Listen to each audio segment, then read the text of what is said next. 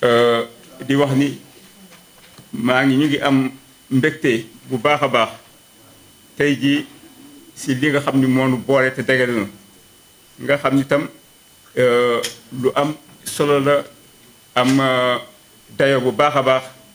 si sunu doxalin bi ñu kii bekk si fii et loolu nag ñu si ànd ak ay nit yoo xam ni seen pas-pas ak seen engagement moo nu may ba ñu man lii ñu def tey ñu agsi fii ñu mën ko def ñu ngi gërëm bu baax inspecteur régional bi nga xam ni ak ñi nga xam ni ñoo ko jàppale si liggéey bi di leen ba lii ñu def tey jii mu mën a antu ba lii ñu mën ko def di gërëm nag di sant bu baax monsieur Ousseynou Thiam mi nga xam ni aussi moom tam am na taxawaay bu matale macha allah di gërëm aussi Pape Abdou Fall mi nga xam ni mooy organisateur Fiera bi te nga xam ni aussi moonu yaatal fii ba ñu mën a def li ñu bëgg a def fii di gërëm aussi partenaires yëpp ak panélistes yi nga xam ni tey jii ñoom ñoo taxaw tey jii pour jàppale si liggéey bi pour li ñu bëgg a def fi ñu bëgg jëm ñu mën wan yoon ba ñu mën ci àgg ndimbal bi baax na trop matale na ndax journée scientifique bi membre yëpp dugal nañ ci seen loxo seen xel seen xalaat ak seen yéene pour que mu jaar yoon mu réussir et loolu tam nag ñu ngi ciy sant yàlla bu baax di si gërëm ñëpp bu baax ñu ngi leen di xamal ni RENADES mi ngi leen di sargal di leen gërëm bu baax di xam bu baax a baax ni lii mu mébét te kii ko am ngeen si yéen te ànd ngeen seeg moom ba mu mat sëkk ñu ngi gërëm bu baax a baax loolu nag dama koy gën a fësal nag ñu ngi gërëm bu baax a baax monsieur Sibéry Diakhaté ndax taxawaayam ak li nga xam ne tey jii lii buñ ko réussir ba mu agsi fii mën naa wax ni lépp moo ko yenu ñun dañ ko gunge rek jàppale ko monsieur SG je vous réitère mes remerciements et mes félicitations au nom de toute l'association di gërëm aussi les réseaux sociaux yi nga xam ne aussi ñoo ni gunge dina accompagner si bés yu mel nii si événement yu mel nii di gërëm aussi partenaires yi nga xam ne yëpp ñoo ni gunge di gërëm parrain bi mi nga xam ni bi ñu ko seetee aussi nangul nañu non seulement nangul nañu jëlal nu parrainage bi mais aussi nangul ñu aussi ñëw partager ak ñun xam-xamam ak li nga xam ne aussi moom la temps am yëpp mu consacré ko si lépp pour que événement bi mën a jàll te baax kon daal ñu ngi gërëm ñëpp di sant ñëpp di ñaan yàlla liñ fi def yëpp yàlla jubal ko def ci barke et liñ ci uti yëpp yàlla def si réussite maa ngi gërëm ñëpp di sant ñëpp jërëjëf. Avec le ministère de l'Agriculture, de la Souveraineté Alimentaire et de l'Élevage. Nous assistance bi fi teew yëpp. Alors,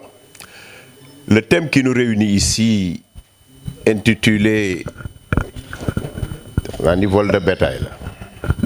muy loo xam ne préoccupation bu am solo la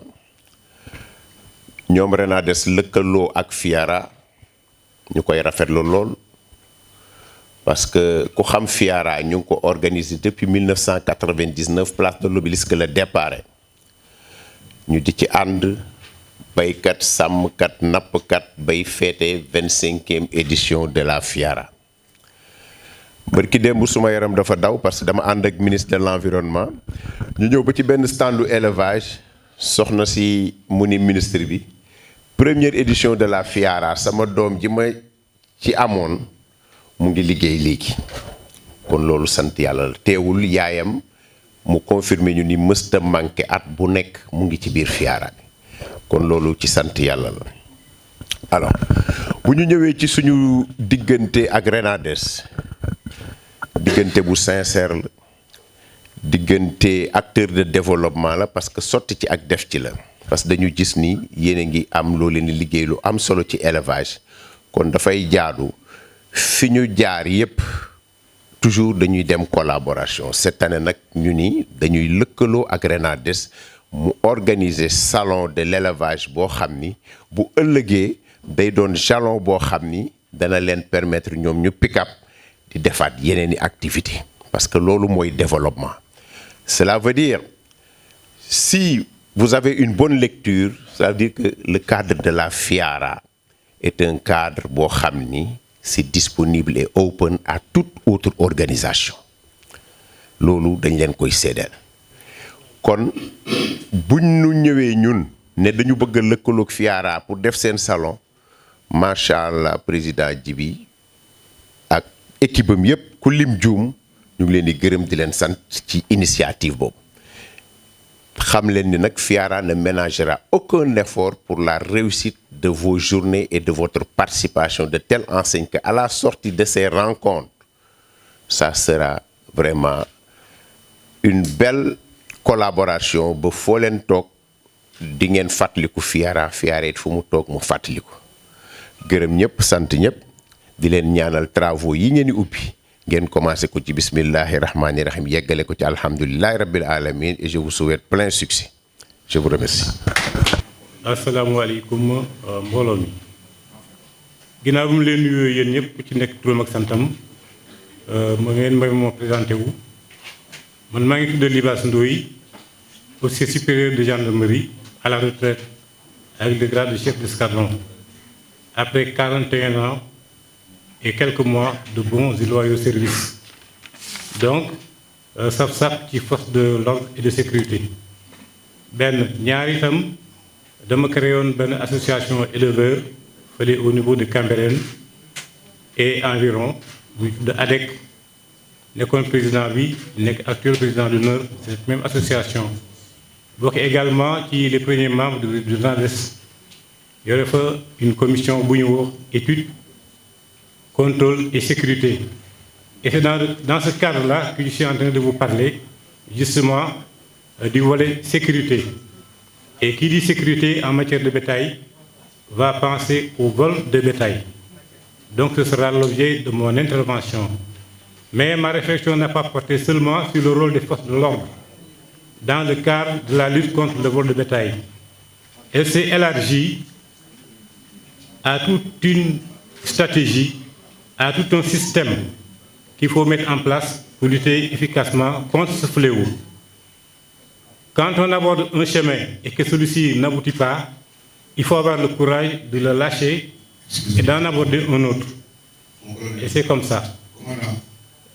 Toutes ces années qu'on a fait au niveau des forces de l'ordre,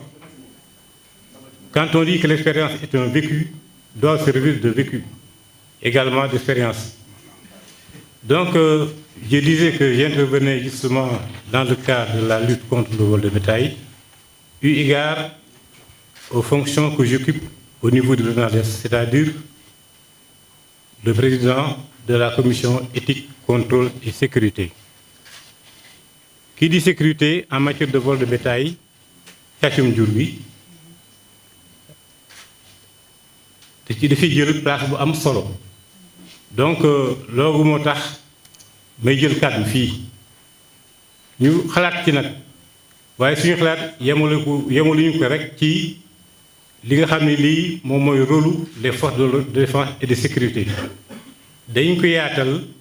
ba xalaat benn stratégie boo xam ne bii buñ ko taxawalee amaana yàlla mën nañoo dimbali ba ñu génn ci. contexte bi mooy lan dañuy am ay kilifa yu bees te ñuy déglu ci seeni intervention ñuy wax lu ci bari souveraineté nag mënta am te souveraineté alimentaire amul te souveraineté alimentaire balaa muy am agriculture dañ koy xalaat ci pêche mais xalaat ci également élevage bi nga xam ne bi nag moom mooy objet waxtaan wi tey di koy gën a gàllankoor càccum jur gi ci la dëgg la dund gi cher na dëgg la bëri bi xat na ak yeneen mais càccum jur gi également nekk na ci loo xam ne lii lu am solo la. ba tax na Sénégal pour mu am souveraineté alimentaire il faut que jur gi ñu ñoŋal ko seetlu nañu ni at mu nekk comme que dañoo nekk ci réew moo xam ne mii réewum jullit la à forte majorité ak cérémonie yi am ni mu bare ay tabaski tamxarit ay màggal ak yu mel noonu ay gàmmu ak cérémonie familiale yi sans compter la consommation locale li ñu soxla ci jur dafay bari te li ñuy produire doyul ba nga xam ne bii at mu nekk li ñuy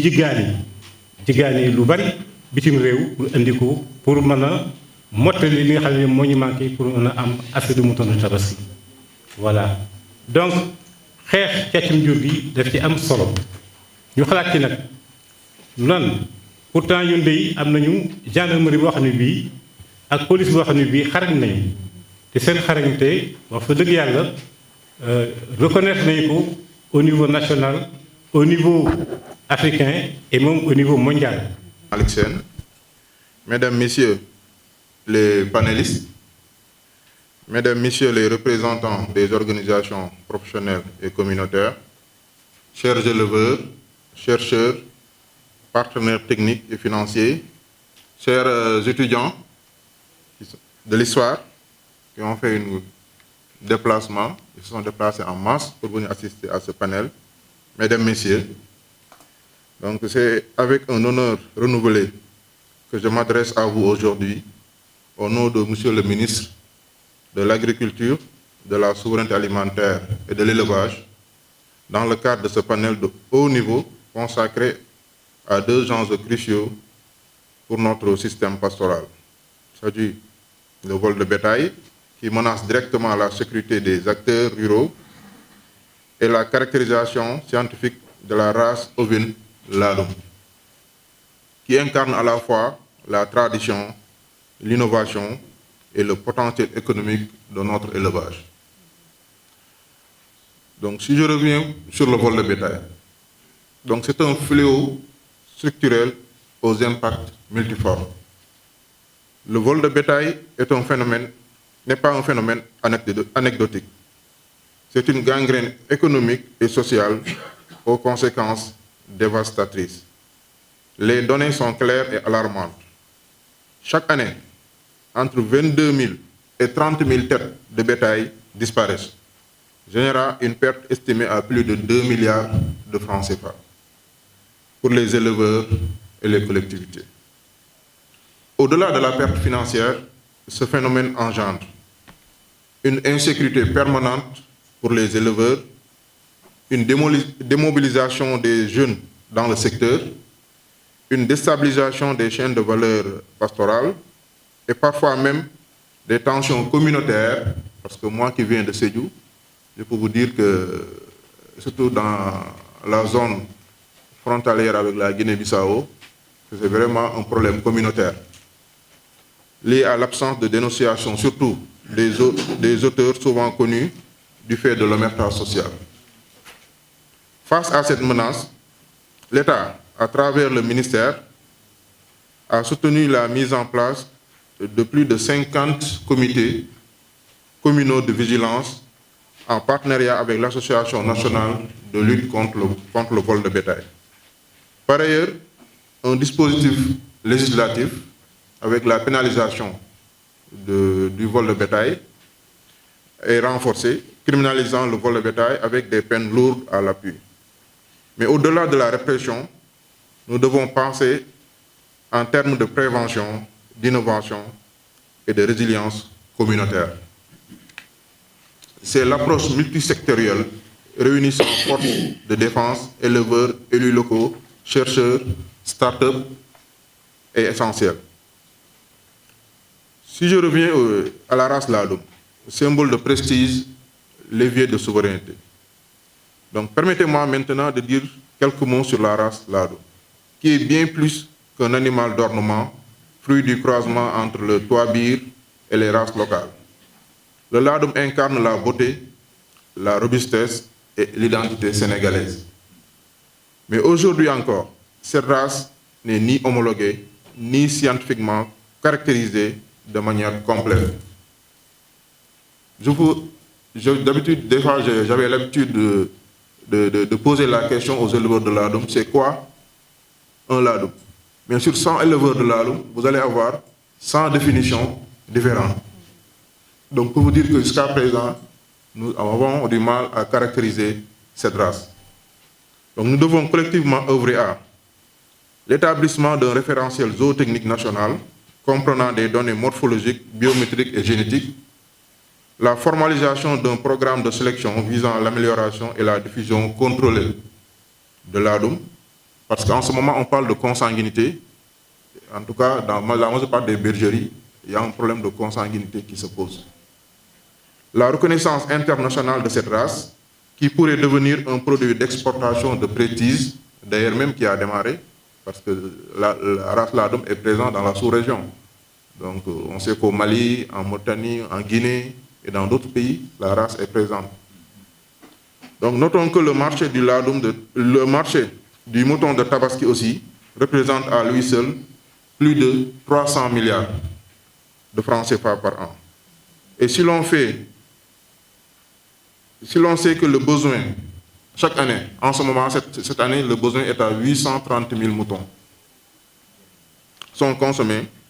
chaque année pour cette seule fête. L'émergence d'un cheptel national performant, résilient et bien encadré, comme celui du ladoum, est un impératif de souveraineté. Donc, damay tàmbali nuyoo bi di nuyu sama consœur bi toog fii donc docteur Astou Fall moom mi yor bokk ci cabinet ministre bi de l'agriculture, de la souveraineté alimentaire et de l'élevage, yor lépp luy sàccum jur gi. Di nuyu président Djibril Wade bu Renades di leen remercier ci li ñu associé ci organisation bu am solo bi, parce que panel bi ku xam fu ñuy waxee vol de bétail ak reconnaissance de la race ladoum, c'est deux sujets yoo xam ne sont d'actualité. Di nuyu le parrain parce que c'est un honneur pour nous, donc je pense que mënu leen am parrain bu gën parrain bi docteur Malick Sène, parce que ku xam li mu def ci élevage ci xam-xam. Je me rappelle bi ñu nekkee école chaque année da doon financer au minimum dina financer 3 thèses boobu mu ngi NMA, parce que mu nekkoon directeur technique bu NMA ak chargé du développement. Donc chaque année doon na minimum dina financer 2 thèses ba 3 thèses te xam nga ko ne thèse xam ne xaalis bëri la, minimum dañu ci def 3 ba 5 millions. Donc ku gëm xam-xam la, ku bëgg xam-xam. Donc suñu waxtaanee sujet tey xam-xam ñu jox ko parrain bi, je pense qu'on peut pas choisir mieux. Donc di nuyu panélistes yi fi ñëw tamit ak bépp éleveur ak scientifique bu fi teew. Donc di wax di dellu si ñaari sujet yi nga xam ne moom la ñuy waxtaanee, benn bi muy vol de bétail, parce que ku xam vol de bétail xam ne fléau boo xam ne la instant bi ñu bëri dañoo ragal a yar. Kenn ñemetul def xar ci sa tool parce que boo ko defee sa bakkan mu ngi ci xottu gerte, bakkan ña fa nekk mu ngi ci xottu gerte. Donc pour loolu le ministère jëlee ay dogal yu am solo, bu njëkk bi moo nekkoon criminalisation, beneen bi aussi mooy benn stratégie bu nekk di teg pour xeex lépp luy sàcc jur ci Sénégal. Donc peut-être loolu docteur Astou Fall moo ci gën a yeeyoo pour wax si, peut-être dina si dellu si buy def présentation. Beneen bi mooy l'homologation de la race ladoum. Et je pense prétexte bi ñu jël Sibiru mu ngi nii ku xam sous région bi xam nañ commencé nañ importer la race ladoum ba ñenn ñi sax ñu ngi koy jéem a def moomeel. Donc ñun dañu war a jël les devants pour xam ne race bi Sénégal lañ ko créé, éleveurs yi ci seen xarañteef ñoo def seen sélection ba am ko, donc ñu teel ko homologué mu nekk moomeelu Sénégal bala ñu koy xëccoog ñun comme ni ñu xëccoog ñun ceebu jën, parce que Ghanéens ak Nigériens nee nañ jollof rice. Donc laadum tamit bu ñu yàggee dañ naan laadum Mauritanie wala laadum Mali. Donc avant loolu di egg aussi ñu tamit foog ñu teg réfléchir te loolu aussi damay ñaan éleveurs yi surtout les éleveurs laadum ñu am benn kàddu déggoo am consensus pour homologuer la race laadum, parce que téeméeri éleveur boo leen laajee lan mooy laadum di nga am téeméeri définition yu bokkul. Donc il faut qu'on am consensus déjà. Il y a des techniciens yu fi nekk, docteur Younous mu ngi fi, c'est un généticien. Rare généticien du Sénégal dañ leen di compter en tout cas en termes d'élevage. Donc borom xam-xam yaa ngi fi, universitaire yaa ngi fi, donc ñi ci war a waxtaane ñëpp ñu ngi fi. Comme ça ñu tënk ko teg dara loo xam ne dañ ko mën a teg ci loxo kilifa yi mu nekk début boo xam ne day indi homologation race laadum ba mu am reconnaissance internationale. Donc si kàddu yi la amoon lu ma doon jottale di souhaiter un bon panel à tout le monde. Donc ci turu ministre bi, ministre de l'élevage, ministre de l'agriculture wala ministre de l'élevage laay wax man de la souveraineté alimentaire et de l'agriculture donc docteur Mabouba Diagne jërë ngeen jëf. di wax ne tey comme ni ñu ko waxee woon ci ouverture bi rek mooy dañuy wax ci lutte contre le vol de bétail mooy jéego yi nga xam ne état du Sénégal teg na ko pour xeex sàcc jur gi fii ci Sénégal. Présentation, on va parler du problématique du vol de bétail. Comme discours d'ouverture bu ko docteur Sylla waxee mooy vol de bétail problématique bu important la boo xam ni nekk na ci Sénégal am na ay mesures yoo xam ne état bi jëloon na ko. dinañ ci waxtaan wax ci 5 stratégies yi nga xam ne teg nañ ko pour xeex sàcc jur gi mooy la révision du cadre législatif et réglementaire, l'identification du bétail, le renforcement du dispositif sécuritaire, sensibilisation et communication et la lutte contre les abattages clandestins. En 5e point, on va parler de la préoccupation des acteurs. ndax buñ ku ne xam na ni dañoo defoon réunion interministérielle bi passé acteurs yi am ay jàmbat yu ñu wax pour ñu jàppale leen ci pour xeex sàcc jur gi loolu yëpp mën nañ koo indiwaat sur la table. Aussi décision yi nga xam ni premier ministre jël na ko par rapport à ces préoccupations. Allons-y. Voilà, comme vous le savez, l'élevage au Sénégal occupe une place importante dans l'économie nationale. Ku ne xam na ne njëriñu élevage lu mu am ci réew mi ci produit yi muy joxe muy ndawal muy soow loolu rek mën nañ ko ci citer ak yeneen yootu day créer emploi day yokk aussi revenu ménage yi nga xam ne ñu ngi ci àll bi te loolu yëpp boo ko xoolee ci produits animaux lañ ko jëlee. ñu am benn jafe-jafe nag bu mag boo xam ne secteur bi mi ngi koy taxaw depuis des années muy le vol de bétail qui est un défi majeur. te ñu xam ni c'est les couches les plus vulnérables de notre société qui sont les victimes boo xoolee àll bi fa la sàcc jur gi ëppee ci Sénégal mu dem ba jéggi àll bi sax dem ci dëkkandoo yi mooy comme Gambie Mali Mauritanie ak ci Sénégal muy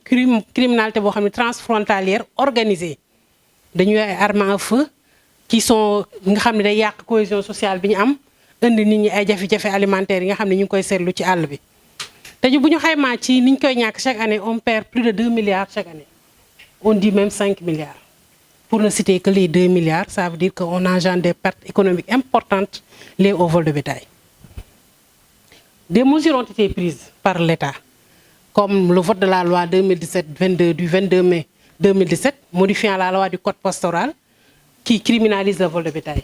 avec une peine de 5 à 10 ans d'emprisonnement et des amendes très lourd sans possibilité de sursis ni de liberté provisoire c'est les peines yoo xam ni dañ ko jël pour xeex sàcc jur gi yoo xam ne ku ñu ci jàpp dinañ la tëj 5 à 10 ans de prison ba pare amende la xaalis bu takku boo xam ne da nga ko war a fay te duñ la may bàyyi néegis ndi ko. Citizens muy entreprise boo xam ne ñu ngi ko créé depuis 2019 muy yëngatu ci li jëm ci wàllu sàccum jur gi bi ñuy doog a dugg ci sàccum jur gi ay problématique géolocalisé jur gi lañ doon njëkk a xalaat naka la ñuy def ba jur gi fu mu nekk ñu mën ko gis après ñu wax ay puces wax ay boucle donc yooyu yëpp ay technologie la yoo xam te ne bu ci nekk am na liggéey bu am solo bu muy def ci biir vol de bétail bi damay leeral rek benn sew-sew tuuti bu ñuy wax géolocalisation souvent même ci téléphone ak ci leneen boo ko taalee ci sa téléphone da ngay gis ne sa batterie dafay gaaw a jeex donc loolu mooy problème mu géolocalisation mën nañu defar ay collier mën na topp jur gi mais day nekk loo xamante ni diir bi pour mu xaw a yàgg day jafe ndax bu dee jur nga takkal ko collier boo xamante ni ñaari fan yu nekk wala semaine bu nekk nga dem charger ko day jafe sinon kon point yi mu lay yónnee maanaam li nga mën a gis sa jur da nga naan suba lañ lay mën a wax fu mu nekk ak tàkkusaan mu nekk ñaari point pour mu mën a dem ñetti weer juróom benn weer am na nag sax yuy dem ba at mais yooyu dafay laaj yeneen technologie yi ñuy woowee comme LoRa nga xam ne dootul jaara ci réseau téléphone yii ñu am donc loolu mooy jafe-jafe bi ci xaw a nekk donc pour nga liggéey ko mu tuuti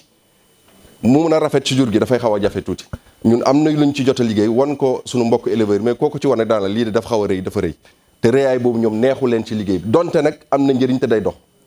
beneen bi ci des mooy puces yi ñuy jël dugal ko ci biir yaramu jur gi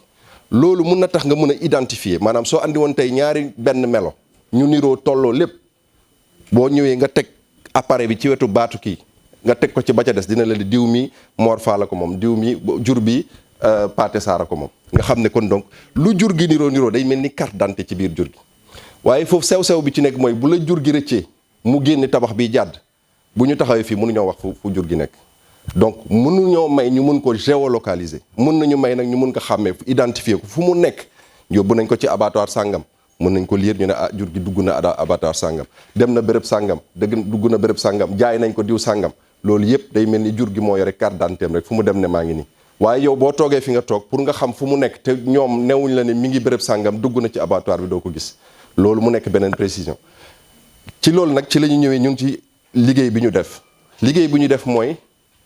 bi ñuy waxtaan ak sàmmkat yi dañu ne ñun daal suñu sañoon ñu am loo xamante ni ku laal suñu jur mu yuuxu mbaa mu leer ndaxte sàcc buggul coow buggul lumière ñu tàmbali woon nag di liggéey ci loolu ba defar ci loo xamante ni fexe nañ ba enclos bi yow na tëju rek moo xam grillage la wala mur la fexeel rek ba mu tëju su xesee tëju ñun bu ñu ñëwee ba def ci suñu technologie ci biir mun nañ ko def sax ci biir mur bi nga xam ne tey bu dee da nga am wàll boo xam ne dafa féetee ci ginnaaw tabax bi maanaam tabax bi mbedd da dox ci ginnaaw nit mun na jaar foofu toj ñetti brique ñetti rangée brique dàq jur gi mu génn te du jaar sa biir kër donc mun nañ ko ci def bu ñu tojee benn brique mu déclenché mais tant que tojoo brique bi ba am fu loxo jaar du yuux maanaam jur gi mën na ñëw mbëkkante ci biir du ko wàññi dara mais foog nga def loo xamante ni loxo xaj na fa ci mur bi laa wax bu dee ci bunt bi ak ci fenêtre bi soo ubbee fu baaraam xaj mu tàmbali déclenché leneen liñ ci yokk mooy plateforme boo xamante ni fu nit ki toll dina mën a am information yi xam ne sama bunt kat kenn laalu ko sama mur kat kenn laalu ko mu wax leen ne ñaar yëpp c'est fermé li ñu def nii dañoo misaal enclos dañoo misaal fii benn enclos boo xamante ni bunt baa ngi nii ñu def ci technologie bi ci biir mur yaa ngi nii bu la neexee sax ba ci plafond bi ci biir ñu ngi ci def sirène ak lampe bu ndaw ndax salle bi mais bu ñu demee fële mun nañ leen wan bu mag bi nu muy mel wala vidéo yi après ku ko soxla ñu yónnee la ko yi ñu jot a installé ci Sénégal bu ko defee fii soo ko ubbee rek da ngay gis ne dafay yuux nga gis ne lampe bi nag projecteur de lumière lay doon ay lampe mu tàkk leer nañ ci enclos bi sirène bi tamit dafay yuuxu comme sirène yu ambulance yi di yore boobu moo ciy nekk. noonu moo commencé Dakar comme que Dakar laa nekk seet naa ñu bëri à Dakar comme éleveurs yi nga xam ni ñoom ñoo gënoon siiw seet naa sax le président Djibo Wade ñoom Mansour Mbodj ak ku lim doomatal mais ñu bëri seet naa leen après nag. ñu yóbbu ma Thiès parce que ku ci nekk ñu si bëri sa premier laadum lu si ëpp Thiès nga ko jëlee ma dem Thiès ma fekk ñi fa nekk équipe la woon nag du woon man kese maa ngi ko doon ànd ak docteur René Karim Ndiaye ak Pape Maguette loolu moo doon équipe bi nga xam ne moo doon gën a dem mais amoon na beneen noyau boo xam ni moo gënoon solide mooy ñoom Pape Guémé dina ak Lune Mbaye mi di def ay photo léeg-léeg ñu ànd si laa defale woon ay interview ay nit amoon naa ay enregistrement du fi xaj nag peut-être ñu wax lépp parce que temps bi dafa gàtt donc dañuy tënk rek li si ëpp solo pour ñu xam à peu près fan la laadum bi soqee ko donc bi ma demee Thiès même process bi laa doon utiliser ku si nekk éleveurs yi nga xam ni ñoo fa nekkoon li nga yore lan la ak foo ko jëlee mais sa premier xar li nga démarré si laadum bi premier produit bi wala sujet bi fan nga ko jëlee di remonter c'est laa demee si ñoom Pa Assane Fall Diawara dem naa si ñoom Talla Touré dem naa si ñoom Younous Ba dem naa si góor gi Matar Mbengue ak Pa Samba Diallo pour lim rek ñooñu donc si laa xam na ku si nekk fan nga jëlee sa premier laadum ak effectivement laadum bi fan la jógee ñoom góor gi Massiga ak Passada ñi nga xam ni ñoom ñoo njëkk indi laadum en fait Passada sax moo ko njëkk indi góor gi Massiga xaritam la woon mi ngi mel ni rek tëkk ma ak Subéeru ñu ànd ma dugg si laadum bi indi laadum ba ma dóor ko si Massiga noonu la duggee si laadum yi en fait xaritu Massiga la woon benn bakkan ñu doon ànd mais laadum moom Passada si moo ko indi maanaam si li ñu xam si li ñu jàpp ah moo ko si moom la gën a siiwee tey si Sénégal laadum ba Passada si indi woon nag ak laadumu tey bi wute na am na évolution wutewul mais am na évolution maintenant Matar Mbengue nag Pa Matar ndeysaan moo ñu gën a expliquer exactement naka la indee naka la ñëwee au Sénégal parce que bi ñu remonté Matar c'était c'est nu mu ko mën a waxee entre professeur ak étudiant comme en recherche peut-être ñi nekk université daañu ma comprendre ni ñuy taftalee benn étudiant en recherche si benn professeur noonu la meloon ak Pa Sada Sy donc comme que góor gi Sada nekk fi woon yàlla jëlee na ko fi donc moom si laa gën a jëlee information yu bari si laa defee aussi samay recoupement parce que après information yi da ngay dajale information yi nga jot def ay recoupement def ay analyse tirer ay conclusions donc conclusion yi dinaa si ñëw si kanam mais process bi laay njëkk a wax pour nit ci comprendre exactement naka la ñuy dajalee information yi ba jot si loolu donc Pa Matar bi mu ñëwee dafa toog ñu waxtaan mu ni ma man dama woon tarbiyu Pa Sada Sy comme ni ñu tarbiyee taal bi si affaire xar góor gi bi mu demee ba mënutul dem man la daan yónni ma demal ko ma koy déglu donc ça veut dire que góor gi Mauritanie la daan dem ci jëlee xar yi ma laaj ko ban dëkk la mu ni ma Toyantaan loolu mooy premier mot bi mais dëkk bi tuddul Toyantaan mais Tintaan la tudd bi ma defee sama recherche par déformation peut-être linguistique la peut-être moo tax mu wax Toyantaan mais Tintaan la donc c'est une zone sylvopastorale maanaam mi ngi mel ni tubaatul tey. L'importance vraiment des races locales au niveau du Sénégal et de plus en plus des organisations internationales comme la FAO. Donc ils mettent quand même dans leur ligne directive cette importance des races locales. Et je me réjouis quand même que les éleveurs prennent le pas, ou bien le devant même par rapport à cette importance. Parler de la création et d'homologation du mouton Ladoum. Je remercie M. Thiam. Quand il est venu dans mon bureau pour qu'on parle, parce qu'au départ, docteur, bon, on va organiser quelque chose, mais on va parler de la caractérisation du mouton Ladoum. Mon caractérisation, donc mon rétan, quoi, parce que je sais que donc c'est un critère caractère biléam, donc c'est un mouton Ladoum. Maintenant, ils peuvent avoir des visions différentes. Ce que je lui propose, je dis, tout ça c'est beau. Maintenant, ce qu'on peut faire, on va essayer de discuter comment essayer d'identifier ou bien de réfléchir quand même sur un processus de création et d'homologation du mouton Ladoum. Parce que nous donnons au mois de janvier avec Ladoum, avec Adam, et le doyen Anne est là. C'était ça nos inquiétudes. Et Dr Sylla l'a dit tout à l'heure, de plus en plus, le mouton Ladoum est exporté, les gens viennent pour l'exporter. Mais si on part jusqu'à ce qu'on perd quand même notre caractéristique du mouton Ladoum au profit d'autres pays, ça peut être problématique. Alors que, comme l'a dit Thiam, brièvement d'ailleurs, donc c'est un génie sénégalais qui a eu vraiment à mettre cette race en place. Et pour tout cela, je pense que c'est important, New Wartan, voir quels sont les éléments qu'on peut mettre en avant pour mettre un processus quand même de création, d'homologation. Le race est là. Les éleveurs, ils ont pris le devant. Ils ont fait un travail extraordinaire pendant plus de 40 ans sur cette race-là. Maintenant, nous, scientifiques, nous, États, c'est à nous vraiment de les accompagner pour que ce processus soit arrivé à terme. Donc, comme je l'avais dit la dernière fois, la race, le concept de la race. En fait, quand on regarde l'embrassement, le systématique des espèces, l'embrassement, ça s'arrête au niveau des espèces. Donc, ça veut dire que la race est, Thiam l'a bien dit, c'est un processus évolutif. La race d'évoluer. Et l'umtakmo évoluer, moi, objectif, éleveur, environnement, ou bien certaines caractéristiques de résistance ou autres, moi, race d'évoluer. Donc, race, c'est une construction sociale. Donc, c'est la société qui construit une race en fonction de ses objectifs, en fonction de ses systèmes d'élevage, en fonction de l'environnement. Donc, une race qui par exemple, il l'a dit, de la Mauritanie, d'une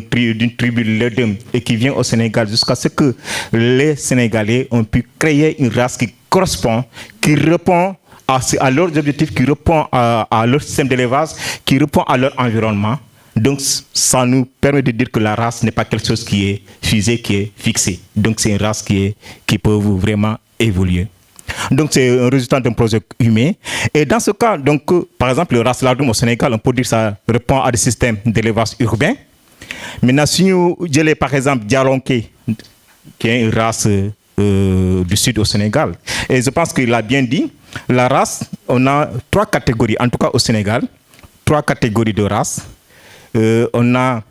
comme il a dit, la race mort, où on peut trouver le ladoum dedans, on peut trouver le toabir dedans, on peut trouver aussi le mouton mort à poil long, et là c'est à poil ras.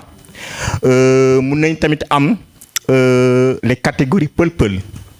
Et catégorie peul-peul, souvent on trouve le mouton, les catégories peul d'abord. Les catégories peul, on peut trouver le mouton peul, le mouton, comment on appelle encore, balbali, qui est une catégorie peul. Bien vrai que voilà, ses dimensionnements sont encore ainsi de suite, mais catégorie peul, on peut trouver aussi d'autres moutons comme Azawak, ainsi de suite. Tout ça, c'est des catégories peul. Maintenant, on a une catégorie, les moutons nains, comme les dialonqués, donc qui sont aussi des catégories peul. Maintenant, chacun de ces races répond vraiment à des environnements, à des caractéristiques qui peuvent donc caractériser ces races. Par exemple, le mouton peul-peul, qui est élevé dans des systèmes pastoraux, qui peuvent valoriser des pâturages, des milieux semi-arides. Donc au niveau du Ferlo, au niveau de la zone sylvopastorale, à Dara, ainsi de suite. Par exemple, un mouton extérieur qu'on a essayé d'introduire au Sénégal, qu'on appelle le bisé, qui est aussi exploité dans des systèmes d'élevage en plein air, des prairies et montagneuses, ainsi de suite. Donc, en fonction de l'environnement, en fonction des objectifs, en fonction des systèmes d'élevage, on a cette évolution de la race. Et nous, en génétique, ce qu'on dit, c'est une formule magique, performance est égale à génotype plus environnement.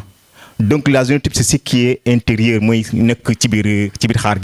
et l'environnement, tout ce qui est alimentation, tout ce qui est système d'élevage, tout ce qui est objectif, ainsi de suite. Et pour les performances, la génotype ne représente au maximum que 40% donc, des performances. Ça veut dire que les 60% qui restent, il y a un environnement, il y a un système d'élevage, il y a une alimentation, il y a une santé, ainsi de suite. Donc,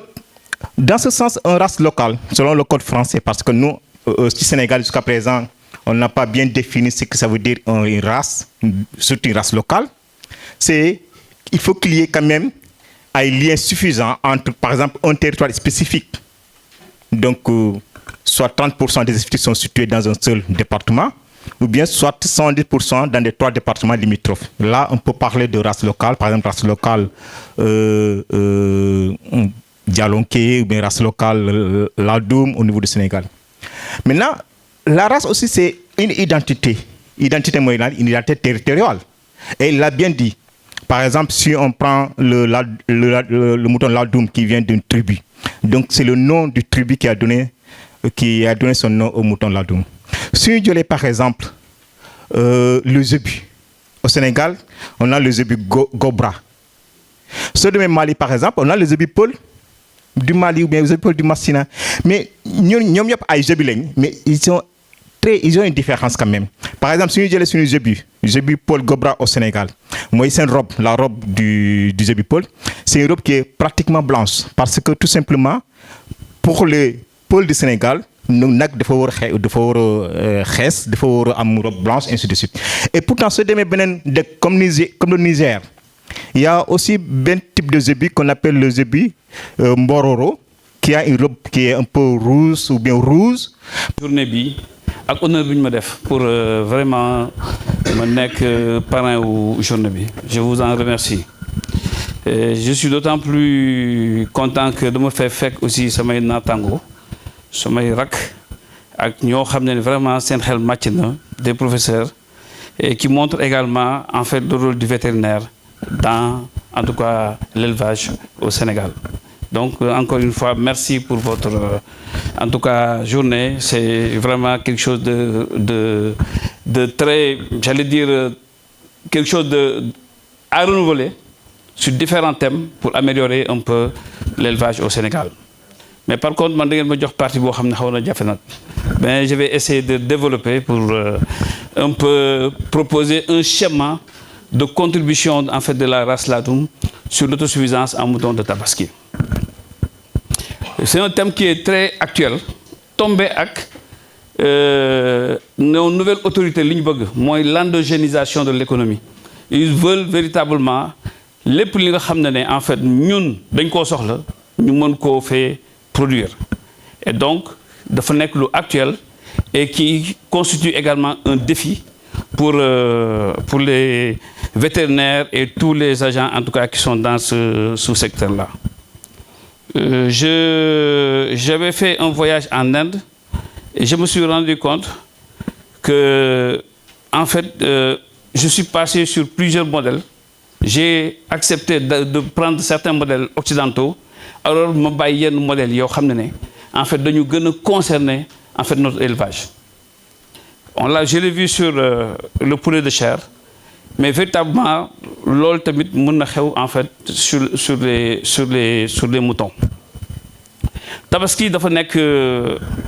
ben fête bo xamné je pense que c'est l'une des fêtes en tout cas musulmanes yu gëna am importance. Et du coup donc dañuy soxla xar et c'est tellement vrai que dañuy dem ba diko djéggaani. Je parle sous le contrôle en fait des agents du ministère de l'élevage ñi nga xamné am nañ statistiques yi. On va de plus en plus, on a baissé quand même les importations de moutons, mais il faut dire que près de 300 000 têtes rentrent souvent au Sénégal pour satisfaire le mouton, pour la satisfaction en mouton de Tabaski. Et c'est événement bi nga xamné Tabaski mom la doon nga xamné dañuy soxla plus de 820 000 têtes, mais si vous multipliez 820 000 par au moins 100 000 francs, vous voyez déjà ce que ça représente. Pour véritablement les agents du secteur, tous ces acteurs qui sont dans ce sous-secteur élevage. Donc, en fait, nous avons capté, mais malheureusement, une bonne partie de fait dem Tibiti. Mais il faut dire que depuis que Bilad Niévé, on a vu que les moutons qui sont présentés au niveau, dans les marchés à bétail, dans les marchés, en tout cas les places dédiées à la vente du mouton de Tabaski, c'est caractère change. On a de plus en plus des races, en fait, j'allais dire même sénégalaises, des races locales, qui ont judo, et là, on voit l'élevage urbain très important. On voit beaucoup d'éleveurs maintenant urbains garder quelques moutons et qui sont améliorés par en fait les races Ladoum. C'est le moment de féliciter, encore une fois, l'énorme travail que les éleveurs Ladoum ont effectué.